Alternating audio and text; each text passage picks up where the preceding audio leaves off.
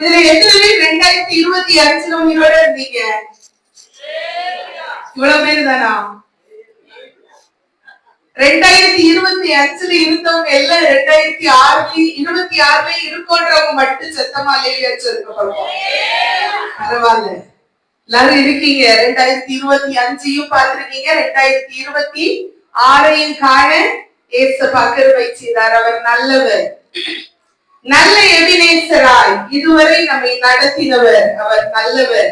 அழகான வாக்கு தத்தத்தினால நம்மை நடத்துகிறவர். அவர் நல்லவர். முதலாவது வாரத்துல தேவனுக்கு ஊழியம் செய்ய, ஏசப்பாவை மகிமைப்படுத்த தேவன் எனக்கு தந்த ஜீவனுக்காக, சுகத்திற்காக, பலத்திற்காக நான் கர்த்தரை நன்றியுள்ள இதயத்தோடு துதிக்கிறேன், ஸ்தோத்தரிக்கிறேன். வாசிக்க ஆபகுக் 3வது அதிகாரம் அதனுடைய 19வது வசனம்.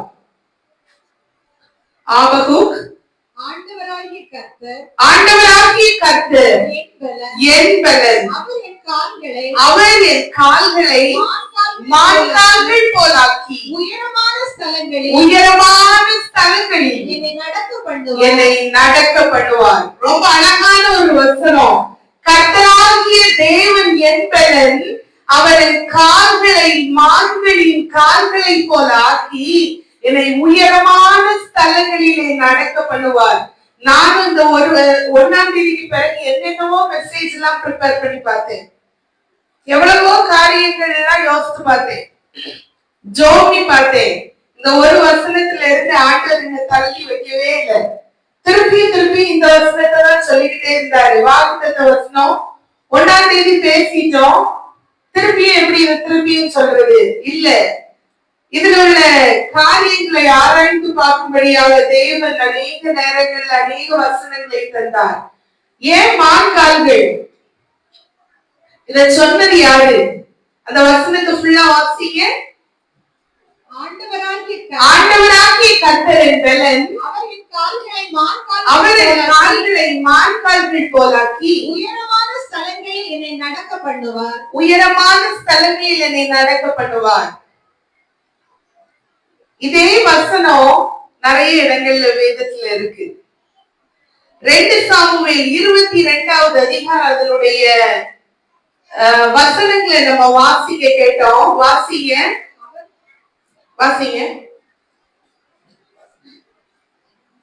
அவர் என் கால்களை மான்களுடைய கால்களை போலாக்கி என் உயர்தலங்களில்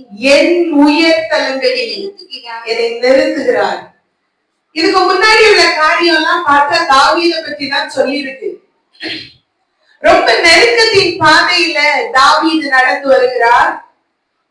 இந்த பக்கம் பார்த்தா சவுல் கொல்ல நிற்கிறான், அந்த பக்கம் பார்த்தா அப்சலோம். நிறைய பிரச்சனை, போராட்டம். ரொம்ப உயரத்துல இருந்த தாவீது, ராஜாவாகிய தாவீது, கோலியாத்த ஒரே ஒரு கல்லினால வீழ்த்தின தாவீது. அவருடைய ஆரம்ப அற்பம்தான், ஆனால் ஏசப்பா அவரை உயர்த்தி வைத்திருந்தார். பொதுவா கீழே இருந்து மேல போறது கஷ்டமான காரியம், ஆனா மேல இருந்து கீழே வர்றது வேதனையான காரியம்.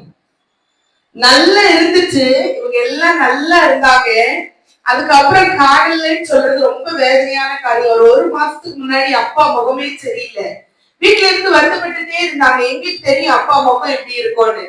அப்பா என்ன அப்படின்னு கேட்டா, இந்த கன்னியாகுமரி டிஸ்ட்ரிக்ட்லயே ரொம்ப பணக்கார ஒரு மனுஷன் என்கிட்ட சொன்னாரு, ஒரு வாரத்துல நான் இறந்து போயிருவேன். நான் கேட்டேன், அண்ணே நான் இந்த காரியத்தை உங்களுக்கு தரட்டா? வேண்டாம் சார், பல ஆயிரம் பல கோடி என் கையில புரண்டதான். ஒருவேளை அந்த கடை பேரையோ ஜுவல்லரி பேரையோ பல்க் பேரையோ சொன்னா அவங்க எல்லாருக்கும் தெரிஞ்சிரும். அவர் சில நாட்களுக்கு முன்பாக இறந்து போனாரு. நான் Facebookல பார்த்தேன், ரொம்ப கோட்டெல்லாம் போட்டுட்டு அழகா இருக்காரு. அப்பா சொன்ன சில காரியங்களை யோசித்தேன். ரொம்ப மேல இருக்கிற மனுஷன் கீழே வந்துட்டா பரிதாபமாய் போயிடும். ராஜா எப்படி இருப்பாரு? சர்வ சேனையோட இருப்பாரு. அவர் வெளியே போகணும்னா முன்னாடி ரதங்கள் ஆயத்தப்படுத்தப்பட்டிருக்கும், பணிவிடைக்காரர்கள் இருப்பாங்க, கதவு திறக்க ஒரு ஆள் இருக்கும். இப்ப நம்ம சிஎம் இந்த பக்கத்தோட வந்து எவ்வளவு செக்யூரிட்டி கார்ட்ஸ் வருவாங்க தெரியுமா? அந்த இடம் எல்லாம் எவ்வளவு நீட்டா ஆயிரும் தெரியுமா? அப்படி ரொம்ப நல்ல இருந்த தாவீது எல்லாருக்கும் பயந்து மலைகள்ல ஓடி திரிகிறார், அங்கலாய்த்து திரிகிறார். ஒரு கொகையில, அதுல்லாம் கொகையில இருக்கிறாரு. என்கேதி வனாந்திரம், ஃபுல்லா வனாந்திரத்தை தாண்டி வருகிறார். தாண்டி மலை, வனாந்திரம் முடிஞ்சா மலை, வனாந்திரத்திலேயே ஒண்ணும் இல்லாம கஷ்டப்பட்டு விடாயிட்டு வருகிறார். அது முடிஞ்சா அடுத்தது மலை, மலைகள்ல இவர் ஏன் மான்கால். இப்ப எல்லா பிரச்சனையும் முடிஞ்சிச்சு தாவீதுக்கு. எதிர்த்து எல்லாரும் ஓடி போனாங்க, உலகத்திலேயே இல்ல. ஆண்டவரை பாடி போற்றுகிறார். இந்த 2 சாமுவேல் 22வது அதிகாரம் அதனுடைய முதல் வசனம் வாசிங்க. கர்த்தர் தாவீதை அவனுடைய எல்லா சத்துருக்களின் கைக்கும் சவுலின் கைக்கும் நீங்களாக்கி விடுவித்த போது பாடின, கர்த்தரை துதித்து பாடின சங்கீதத்துல ஒரு சங்கீதத்தில் உள்ள ஒரு காரியம் தான் இது. அவர் என் கால்களை மான்களுடைய கால்களை போலாக்கி என்ன உயர் ஸ்தலங்களில நடக்க பண்ணுவார். ஆக்சுவலா தாவீதுக்கு நடக்கவே முடியல. ஓடி ஓடி ரொம்ப தளர்ந்து போயிட்டார். ரொம்ப வேதனை. நிறைய ஆஸ்தி இருந்துச்சு, அந்தஸ்து இருந்துச்சு, எல்லாம் இருந்துச்சு. ஆனா இப்ப எதுவுமே இல்லை. ஆடு மாடு போல, நம்ம லாங்குவேஜ்ல சொன்னா ஒரு நாய போல அங்கேயும் இங்கேயும் சுற்றி திரிகிறார் மலைகள் எல்லாம். நான் நினைக்கிறேன் எப்படி எழுதியிருப்பார் தெரியுமா இந்த சங்கீதத்தை? மான்களை பார்த்திருப்பார். மான் ரொம்ப ஸ்ட்ராங்கஸ்ட் அனிமல் இல்ல, அது அது காட்டுலதான் இருக்கும். மானு காட்டுல மான் மட்டும் இல்ல, வேற நிறைய காரியங்கள் இருக்கும். என்னெல்லாம் இருக்கும்? சிங்கம், புலி, கரடி, இந்த மாதிரி ரொம்ப வைல்ட் அனிமல்ஸ் எல்லாம் இருக்கும். சிங்கம், புலி, கரடிய போலயா இருக்கும் மாடு. அது முகத்தை பார்த்தாலே அழகா இருக்கும் இல்லையா? நம்ம பாவம் போல பார்க்கும் போது சொல்லுவாங்க, என்ன மான போல பாக்குறேன்னு. சிலர் பார்க்கிற பார்வையை வச்சு மானுன்னு நம்ம என்ன பண்ணிட முடியாது, கிரேடு பண்ணிட முடியாது. அந்த மானுக்கு உள்ளாடி ஒரு சிங்கம் இருக்கும். இது அப்படி இல்லை. இந்த மான் ரொம்ப பாவமான மான். மானை பார்த்தாலே சில நேரங்கள்ல வருத்தமா வரும். சிங்கத்துக்கு பசிச்சாலும் மானைதான் சாப்பிடும். தண்ணியில இருக்கிற முதலைக்கு பசிச்சாலும் மானைதான் சாப்பிடும். மான் ரொம்ப ஸ்ட்ராங்கான அனிமல் இல்ல. இந்த மான் எல்லாம் மலைகள்ல மேய்கிறத பார்த்திருப்பாரு, வனாந்திரத்துல மேய்கிறத பார்த்திருப்பாரு. பார்த்து இந்த மானை போல எல்லாருக்கும் பயந்து ஓடுறேன்னு நினைச்சிருப்பாரு. மானானது நீரோடைகளை வாஞ்சித்து கதறுகிறது போல சங்கீதம் 42ல சொல்லியிருப்பாரு. தண்ணிய நோக்கி இருதயம் ஓடுகிறது போல அந்த மானுக்கு இருதயம் ரொம்ப பயந்து ஓடி டயர்டாயி தண்ணி பக்கத்துல போகுமா தண்ணி குடிக்க. சிங்கம் விரட்டி விரட்டி அதோட ஸ்டாமினா எல்லாம் குறைஞ்சு போயிடும். சரி தண்ணியாவது குடிச்சு கொஞ்சம் எனர்ஜி ஏத்திக்கிடுவோன்னு தண்ணி பக்கத்துல போனா பெரிய முதலோட வாய்ப்பு இருந்துட்டு இருக்குமா. மான் சொல்லுமா, என் நிலைமையை பாத்தியா, நிலத்திலையும் ஆபத்து, தண்ணிலையும் ஆபத்து, எங்க போனாலும் ஆபத்து. உங்க வாழ்க்கையை நீங்க கனெக்ட் பண்ணி பாருங்களேன். நம்ம ஊர் மக்கள் சொல்லுவாங்க, பாவி போகிற இடம் எல்லாம் பாதாளமா. இந்த மாதிரி அநேக சிச்சுவேஷன்ஸ் நமக்கு வரும். ஐயோ இங்க கஷ்டம், இங்க கஷ்டம், என்னால தாங்க முடியல, இங்கேயாவது போயிடுறேன். அங்க போனா அதை விட ஒரு பெரிய கஷ்டம் இருக்கும். நம்ம மக்கள் நிறைய பேர் இங்க வேலை கஷ்டம்னு ஃபாரின் போவாங்க. இங்க இருக்கிறவங்களுக்கு எல்லாம் ஒரு நினைப்பு, ஃபாரின் போனா அப்படியே எல்லாத்தையும் தூக்கிட்டு வந்துடலாம் அப்படின்னு. இல்ல, ஈஸி கிடையாது. ஃபாரின்ல வேலை பார்க்கிறவங்க கிட்ட கேளுங்க வேலை எவ்வளவு கஷ்டம்னு. அதே மாதிரிதான் இந்த மானுக்கு நிலைமையும் ரொம்ப கஷ்டம். மானோட வாழ்க்கை நிறைய இடத்துக்கு இறையா போகணும். அப்ப இந்த மான் என்ன பண்ணும்னா ஓடும், நிறைய தூரம் ஓடும், மலைகளை பார்த்து ஓடும். இந்த மான்கள் ஓடி ஓடி ஓடி இந்த சிங்கம், புலி, கரடி எல்லாம் ஈஸியா இத பிடித்து சாப்பிடாத உயரத்திற்கு போகும். அது டிசைன் பண்ணதே அப்படிதான் ஏசப்பா டிசைன் பண்ணியிருக்காரு. மான்களுடைய ஹூஃப், காலு, அந்த காலின் குழம்ப ஹூஃப்னு சொல்லுவாங்க. அது ரெண்டா பிளவுபட்டிருக்கும். அது ரொம்ப ஸ்ட்ராங்கானது. அது ஃபுல்லா கெராட்டினால பண்ணிருக்கோம். எலும்பை விட ஸ்ட்ராங்கான கால்களை ஏசப்பா மான்களுக்கு கொடுத்திருக்கிறாங்க. அது எப்படிப்பட்ட இடத்துலயும் போகும், சதுப்பு நிலத்திலையும் போகும், கரடு முரடான இடத்துலயும் போகும், மலைகள்லயும் துள்ளி துள்ளி அழகா போயிடும், காடுகள், புல்லு, வயல் எதுலயும் ஈஸியா போயிடும். அப்படி ஒரு நல்ல கால்களை ஆண்டவர் மான்களுக்கு கொடுத்திருக்காங்க.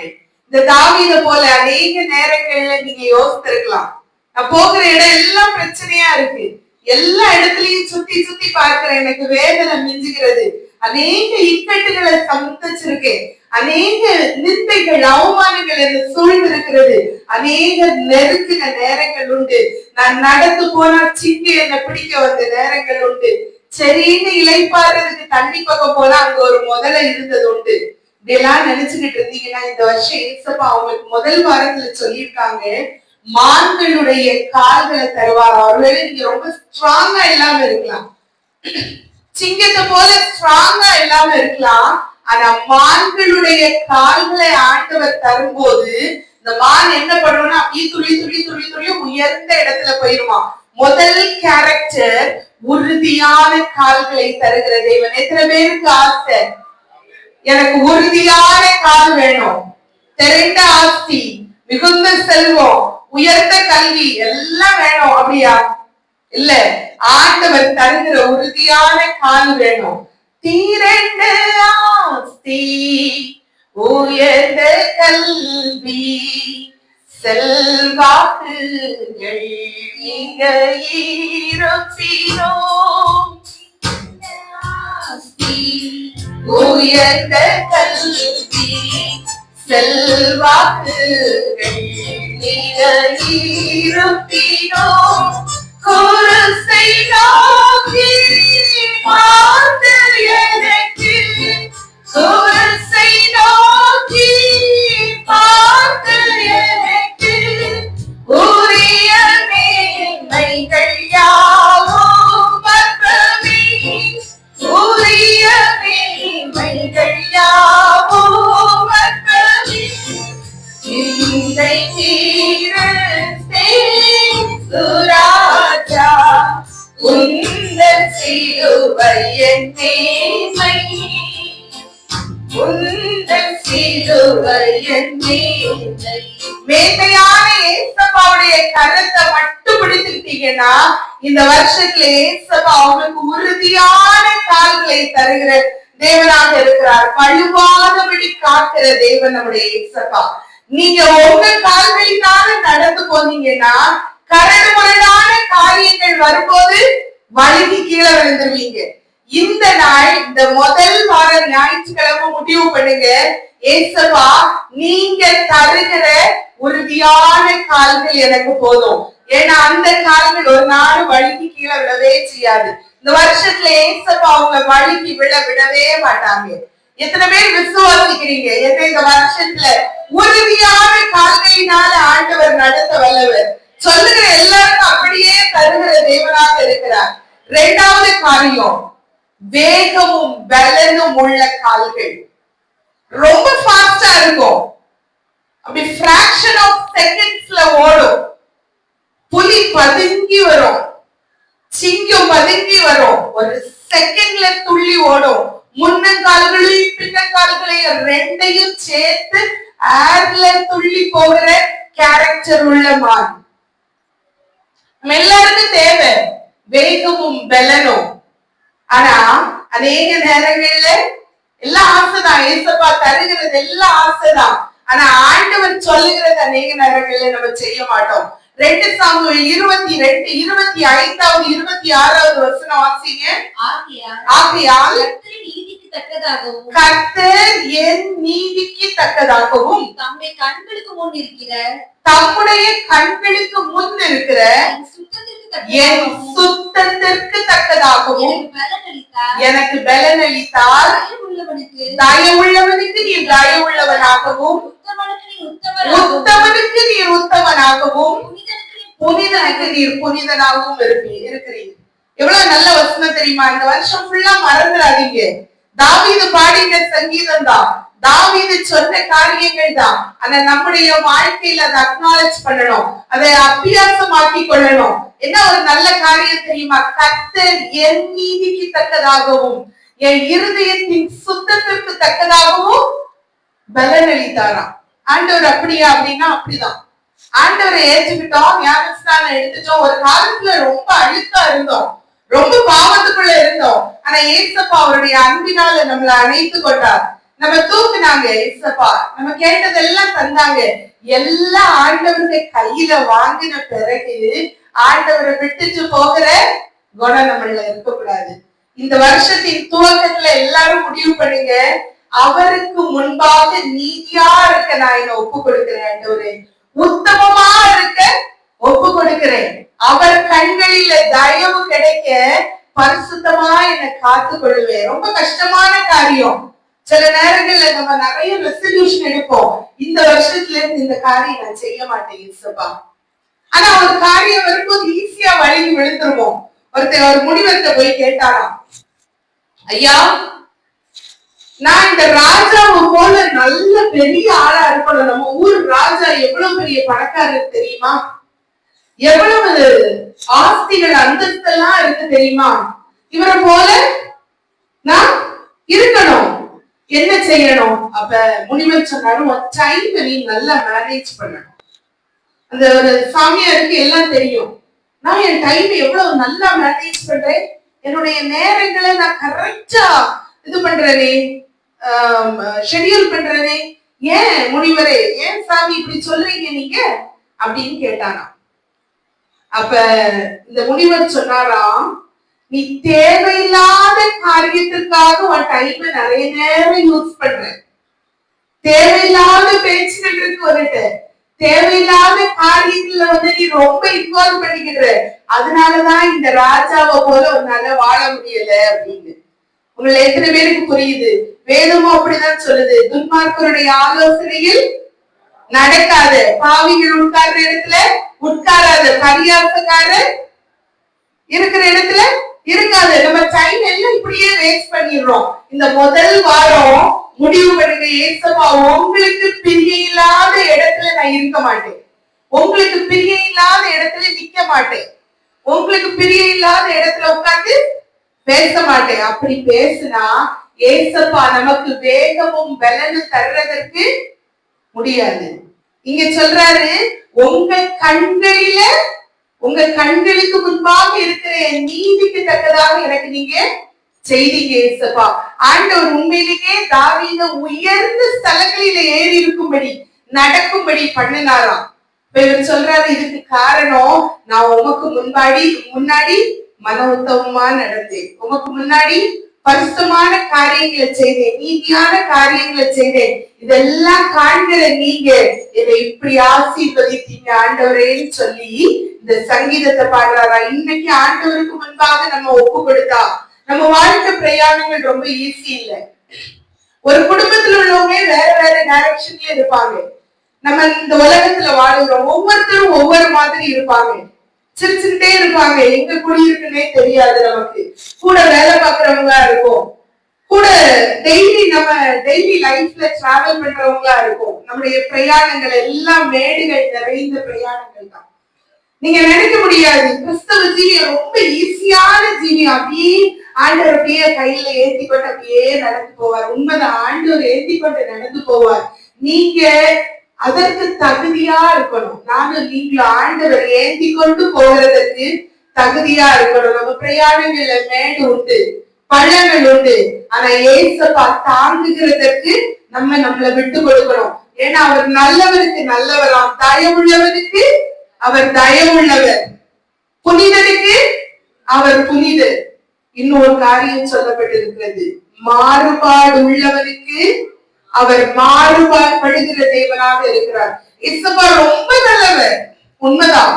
ஒழுக்கமும் இரக்கமும் நீடிய சாந்தமும் மிகுந்த திறமை உள்ளவர், உண்மைதான். ஆனா தாவீது ஒண்ணு கண்டுபிடிச்சாரு, என்னது? நல்லவனுக்கு அவர் நல்லவர், தயவுள்ளவனுக்கு நீங்க தயவா இருக்கும்போது உங்களுக்கு தயவு பண்ணுகிற தேவன் அவர். அடுத்தது என்னது? உத்தமமாய் நடக்கிற உங்களுக்கு தம்முடைய உத்தமத்தை காண்பிக்கிற தேவன் அவர். புனிதமா இருந்தீங்கன்னா அவர் உங்களுக்கு புனிதமான தேவன். மாறுபாடு உள்ளவருக்கு நீர் மாறுபடுகிற தேவன் அவருக்கு தெரியும். கொஞ்சம் எனக்கு உள்ளாடி இருக்கிற காரியத்தை எல்லாம் நான் ஆண்டவருக்கு காட்டேன்னா ஆண்டவர் யாருன்னோ நமக்கு காட்டுவாராம். இந்த வருஷ துவக்கத்துல வந்திருக்கிற நீங்க ஒருவேளை ஏசப்பா இந்த நாளில உங்க இருதயத்துல பேசினா, ஏசப்பாட்ட பாரபட்சம் கிடையாது. அவருக்கு பாரபட்சம் பார்க்க தெரியாது. அவருக்கு ஆண் என்றும் இல்லை, பெண் என்றும் இல்லை, அடிமைன்னு இல்ல, சுவாதீனன் இல்ல, பணக்காரன் இல்ல, பணம் இல்லாதவன் இல்ல, ஏழைன்னு இல்ல, பணக்காரன் இல்ல, ஆண்களை பொம்பளை இப்படி எல்லாம் ஏசப்பாவுக்கு பிரிக்கவே தெரியாதாம். அப்படிப்பட்ட உத்தமமான ஏசப்பா நம்மை உத்தமமாய் நடக்க விரும்புகிறார். மாறுபாடான ஜீவியங்கள் இருக்குதுன்னா இன்னைக்கு ஏசப்பாட சொல்லுங்க, வேண்டாண்டே இன்னைக்கே நான் நடத்திடுறேன். இன்னைக்கு இந்த சபையில இருந்து போகும்போது உமக்கு பிரியமான பிள்ளையாய் நான் இங்க இருந்து கடந்து போக விரும்புகிறேன். எனக்கு நீங்க மான்களை போல பலனை தரணும், உறுதியை தரணும், வேகத்தை தரணும். மூன்றாவதான காரியம், உயர் ஸ்தலங்களிலே நடக்க பண்ணுகிற தேவன் அவர். எனக்கு நடக்கவே பலன் இல்லை, என் கால்ல பலனே இல்லை, இனி நான் எழுப்பிக்கிடவே மாட்டேன், நடந்துக்கிடவே மாட்டேன், இப்படி எல்லாம் காரியங்கள் இருக்கிறது. என் வாழ்க்கை இவ்வளவுதானா, இதுல முடிஞ்சிருமா, இதுக்கு மேல எனக்கு ஒரு நன்மையும் இல்லைன்னு நீங்க அநேக நேரங்கள்ல வருத்தப்பட்டீங்கன்னா, ஏசப்பா சொல்றாங்க, தாவீது பாடின சங்கீதத்தின் மூலமாக சங்கீதம் 18:33 சொல்லப்பட்டிருக்கிறது. இப்படி அவர் சங்கீதம் 18:33 அவர் என் கால்களை மான்களுடைய கால்களை போலாக்கி என்னுடைய உயர்தலங்களில் என்னை நிறுத்துகிறார். அவர் நிறுத்த பண்ணுகிற தேவன், அவர் நடக்க பண்ணுகிற தேவன், எங்கேயும் விழ பண்ணுகிற தேவன் இல்ல. ஏசப்பாவுடைய அன்பை முழுவதுமாய் அறிந்த தாவீது இப்படி சொல்லுகிறார். 2 சாமுவேல் 22வது அதிகாரம் அதனுடைய 49வது வசனம். சுற்றிலும் சத்துருக்கள் இருக்கலாம், வாசிங்க. அவரே என் சத்துருக்களுக்கு என்னை விலக்கி விடுவிக்கிறவரா. எனக்கு விரோதமாய் எழுப்புகிறவர்கள் மேல் என்னை உயர்த்தி கொடுமையான மனுஷனுக்கு என்னை தப்புவிக்கிறீர். எவ்வளவு அழகான வசனம் தெரியுமா? என்னை உயர்த்துகிறவர், விடுவிக்கிறவர். எப்படி உயர்த்துவாரா? ஒருவரை கூட வாசிங்க. முதல் காரியம், அவரே என் சத்துருக்களுக்கு என்னை விலக்கி விடுவிக்கிறவர். சத்துருக்கள் நிறைய இருந்தா இந்த வருஷ துவக்கத்துல ஏசப்பா சொல்றாங்க, உங்கள் சத்துருக்களுக்கு உங்களை விலக்கி விடுவிக்கிற தேவன் அவர். இரண்டாவது காரியம், எனக்கு விரோதமாய் எழுப்புகிறவர்கள் மேல் என்னை உயர்த்தி. இந்த மான்கள் எல்லாம் இந்த இதுக்கெல்லாம் பயந்து உயர்ந்த ஸ்தானங்கள்ல போய் நிக்குமா? அப்படின்னா இதுக்கு தேடினாலும் பிடிச்சாலும் கண்டுபிடிக்க முடியாத உயரத்துல. உங்க சத்துருக்கள் எல்லாம் நீங்க பார்த்திருப்பீங்க, அவங்க யாரும் உங்களை தொட முடியாத உயரத்துல உங்களை நிறுத்துகிற தேவனா. நான் சொல்லல, வேதம் சொல்லுகிறது. அவர் உங்களுக்கு விரோதமாய் இருக்கிற எல்லா சத்துருக்களுக்கு மேல உங்களை உயர்த்தி வைக்கிற தேவன். அப்ப சத்துருக்கள் இருந்தா நல்லதா? சத்துருக்கள் இருந்தா நல்லதா இல்லையா? சத்தமா சொல்லுங்களேன். நல்லது. ஏன்னா சத்துருக்கள் இருந்தாதான் நீங்க உயர்ந்து இருக்க முடியும். அப்ப சத்துருக்களோ பிரச்சனையோ இல்லாத வாழ்க்கையில எல்லாம் வரும். ஆனா ஏசப்பா உங்க கூட இருக்கும் போது அவர் எல்லாவற்றிற்கும் மேலாக உயர்த்தி பாதுகாக்கிற தேவனாக இருக்கிறார். இந்த மலைகளில ஓடி போகும்போது அநேக நேரம் இழைத்து போவோம், அழுது கலங்கின நேரங்கள் எல்லாம் இருக்கிறது. இங்க தாவீதுக்கு 1 சாமுவேல் 23வது அதிகாரம் 26வது வசனம் இப்படி சொல்லப்பட்டிருக்கிறது. 1 சாமுவேல் 23:26 அவன் எல்லாருக்கும் பயந்து, சவுலுக்கு பயந்து மலையில ஓடி போனான தாவீது. சவுலுக்கு ஒரே சந்தோஷம், இருந்த இடத்தை விட்டுட்டு மலைக்கு ஓடி போயிட்டான். ஓடி போகிற அனுபவங்கள் அநேக நேரங்கள்ல வரலாம். ஆனா திருப்பி கொண்டு வந்து உயர் ஸ்தலங்களிலே நிறுத்துகிற தேவனை நம்பும் போது அவர் உயர் ஸ்தலங்களில வைத்து அழகு பார்க்கிற தேவனாக இருக்கிறார். பிரயாணத்தில் வீடு உண்டு, பள்ளங்களும் உண்டு. எல்லாரும் கைகளை தட்டி என் கூட பாட போறீங்க. ரொம்ப பழைய பாடல். பிரயாணத்தில் வீடு உண்டு, பள்ளங்களும் உண்டு, நீதித்திடுவாய், தாழ்த்திடுவாய், நீதித்திடுவாய். எல்லாரும் யூத் டைமாங்க நல்ல கைகளை தட்டி அழகா பாடிட்டு வரோம். உனக்குட்டு மறைவாதி, மக்களை உனக்குட்டு மறைவாதி, பிரியமானவரே, உன் ஆத்துமாய் வெறுப்பாய்.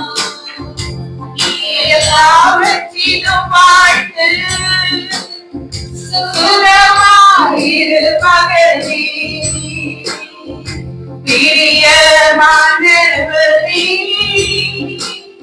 உன் ஆத்துமாய் வெறுப்பாய்.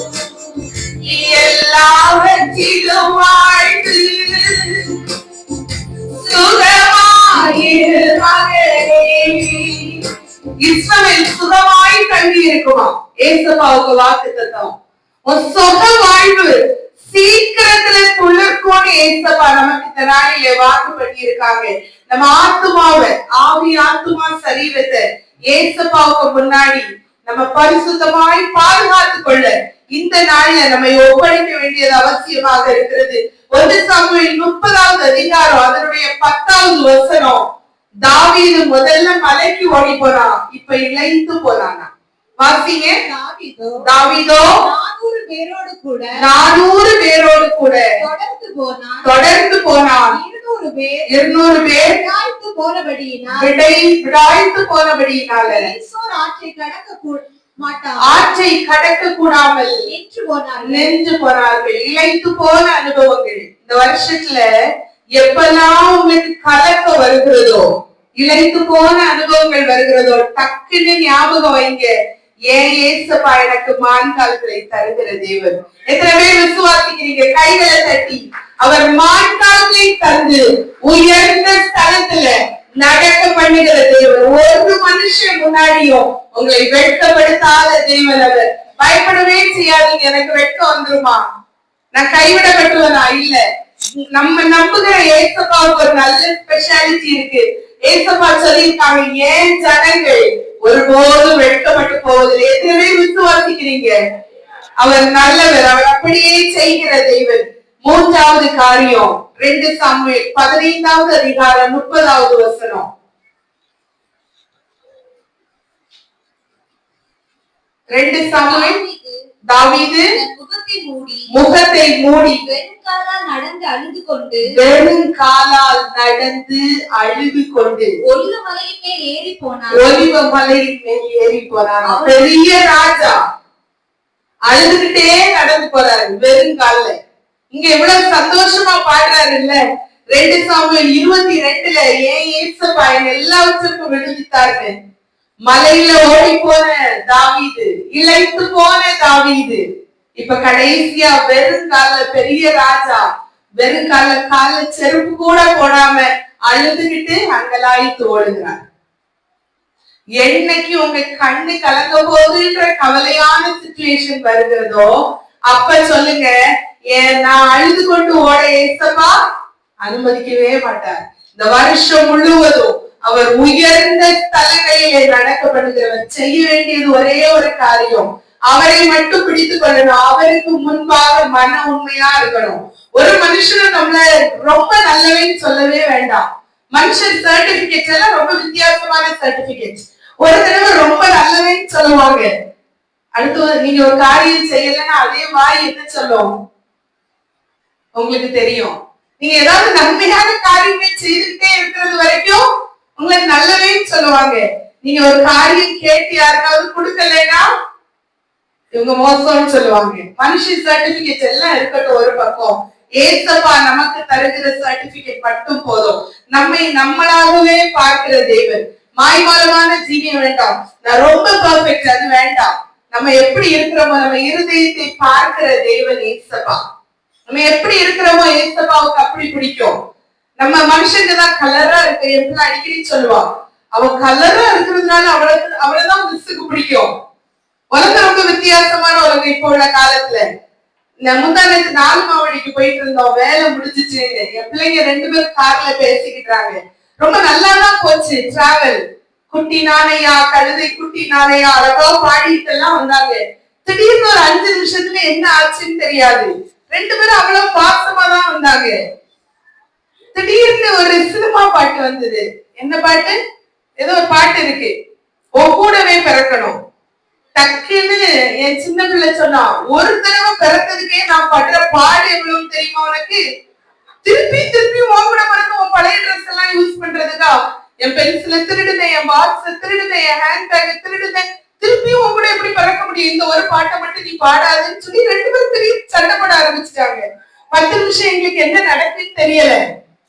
நல்லா தானே போச்சுன்னு கேட்டா, ஏமா இவ ஒரு பாட்டு பாடுறாப்பா, திருப்பி இவ கூடவே நான் பிறக்கணுமா? அவ்வளவு பழசு எனக்கு தந்துட்டு என் புதுசெல்லாம் எடுத்துக்கிடுவா. இவ கூட திருப்பியும் பிறந்தா நான் என்ன பாடுபடுறது? போதும், ஒரு தடவை அவன் கூட பிறந்ததுக்கு நான் படுற பாடெல்லாம் போதும், திருப்பி அப்படி பாடாத நீ, எனக்கு அந்த பாட்டை கேட்க வேண்டாம். பிறகு என்னன்னு சீரியஸா சண்டை போடுறா. பிறகு ரொம்ப வித்தியாசமான உலகம் எல்லாம். இது ஒரு சின்ன சிரிப்புக்காக நான் சொன்னேன். முன்னாடி ஒன்று பேசுறது, பின்னாடி ஒன்று பேசுறது.